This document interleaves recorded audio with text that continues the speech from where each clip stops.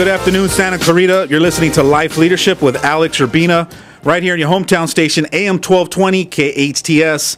This is the kind of show where you can gain valuable insight and a better understanding of life and leadership distinctions to help you access your full potential and become more effective in all areas of your life. And joining me in studio today on the board is Mr. Bryce Thomas. Good afternoon. Good afternoon, Alex. And my lovely co-host, Wendy Amara. Hey guys, how you doing? We're wonderful. How are you? Good. Good weekend. Today What'd you do today?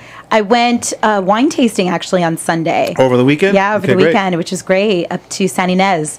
And it was a fantastic weekend, and then we got stuck in like 3.5 hour traffic coming back in off the 101. So I don't know what was going on that was great quality time to spend with your husband. Well, I wasn't with the husband. Whoa. But it was good quality time to spend with the friends. Okay. It was good quality time to spend with the friends. So that's what you call them, your friends? Yes. No, it was a group. Okay, got it. Yeah. Got to spend time with the friends, which is important also. We got to, nurture our friendships also, not just absolutely our husband-wife relationships. So, that's right. Yeah. The husband was home with the baby, which is nice. So he's doing husband duties. He's doing husband duty, yeah. Good for him. That was nice, yeah. How was your weekend? It was awesome. It was good. We actually got away to do a play. I'm not very good with plays, but I do it because my wife likes it. Yeah. And, in order to have a great relationship, I got to do those husband things. And so I went along, tagged along on a play, and enjoyed myself as much as I could. Yeah, this guy the whole time wanting to talk and were you there poke too, at Bryce? you. Yeah. Because I love plays too. I love going to these musicals, and this guy just like every second he has to comment on something that's going on. Yeah, I never understand that, like why people can't sit through plays, but you can sit through a movie and not talk through a movie. No, this guy's worse with movies. Here's my pet peeve. Yeah. Now, when they start off singing, right? Yeah. I think they should do like a 20-second or 40-second song rather than the full mega mix, 9-minute. They were doing full 9-minute songs, and I was starting to fall asleep. Well, is it a musical? It was a musical. Okay, see, that would be why it's a 9-minute song then.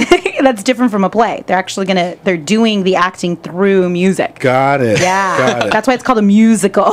Am I right, Bryce? Right. You're the actor in the room, but yes. But this guy, he likes to pause movies, like as you're watching a movie, like every 5 minutes, pause it, and then break down what's happening, and then replay it again. He uses it as a workshop. Yes. A workshop. He's like, so what you just saw happen is actually an enrollment conversation. The life of living with a life coach, right? I love it. Yeah. I love it. And my kids, always teaching. My kids are like, teaching. Dad, can't we just watch the movie? And I was like, but what are your thoughts on this?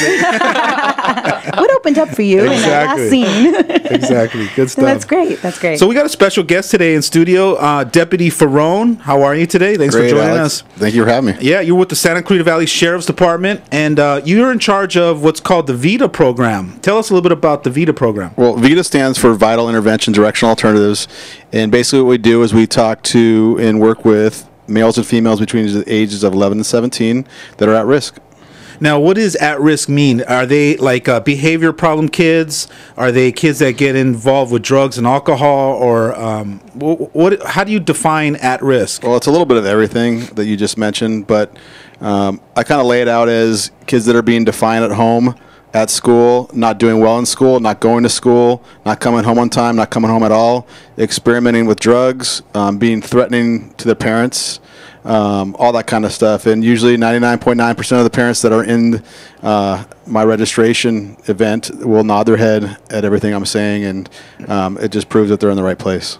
Well, this program sounds pretty amazing because I don't think that the community knows about this program and that it's available and it's here to be an intervention and to call the kids up to the next level. And that's what you guys do. Is it like a 16-week program? It's 16 weeks, and a lot of people call us and say, you know what, I want to get my kid in this boot camp, and we're trying to get away from the boot camp mentality, and we do have an aspect of boot camp using the fact that we use voluntary military, but it's really an academy, and we're trying to get away from the negative stigma. And what it is just kids that are having some issues, and we're not taking hardcore drug addicts, and we're not taking hardcore gang members. We're taking kids that are having troubles and families that are having troubles and trying to bring them together. And is it a place where they actually stay at, or what kind of program? No, it's not a live-in. They go 3 days a week. Okay. The kids will be with us from 4 to 5:30 on Wednesdays. Then the parent and the child will be with us from 7 to 9 on Thursdays, and then they're with us all day Saturdays. So there is a commitment from the parents, and we'll get in more into the commitment with the parents. But the reality is the parents are a big problem and the big reason why the kids are actually in VIDA. Ah, isn't that interesting? Yes, yes, yes. I actually love that because when I do work and I do some coaching, I'll get hired to do coaching for teens. And a lot of times I go in with the mentality of, all right, I'll coach your teen. After about maybe 2 or 3 weeks, I start working with the parents, but they don't realize it, because they start coming to me with questions, and before I know it, I start opening up possibilities with the parents, and they get to now start to see how they're part of the problem and how their kids are turning out and acting the way their kids are acting. So it's kind of a switch, kind of a little bait and switch, but not intentionally. Does that make sense? Because I really do want to help the kids, but at a certain point, the parents start to see how they're part of the problems that they're creating.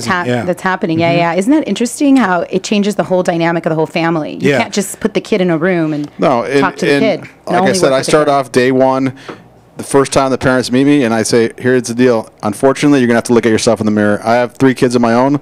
I have an 18, a soon-to-be 17, and 15-year-old Valencia students. Well, the oldest one just graduated. And you know what? We do some things that really throw our kids off track, and we don't, most of the time, realize it or take responsibility for that. So beautiful. When we come back from the break, I want to talk a little bit more about the parents and how they take to that when you start to let them know about how the part they're playing in that. Great. Stay tuned for more. You're listening to Life Leadership with Alex Urbina right here on your hometown station, AM 1220, KHTS. Shop